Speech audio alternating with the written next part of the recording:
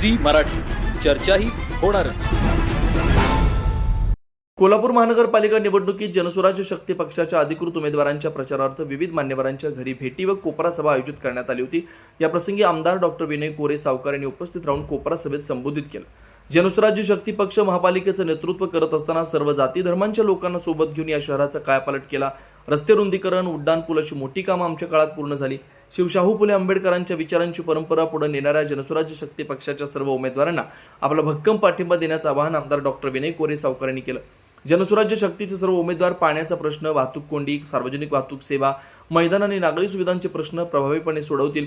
तसेच सांडपाणी व्यवस्थापन, पिण्याचं पाणी, डीपी रस्ते, वीज, ड्रेनेज, आरोग्य सुविधा आणि झोपडपट्टी पुनर्वसन हे सर्व प्रश्न नियोजनबद्ध पद्धतीने सोडवण्याचा आमचा ठाम निर्धार आहे. याकरता जनसुराज्य शक्तीच्या सर्व उमेदवारांना विजयी करा असं आवाहन आमदार डॉक्टर विनय कोरे सावकर यांनी केलं. हातकणंगले प्रतिनिधी विनोद शिंगे.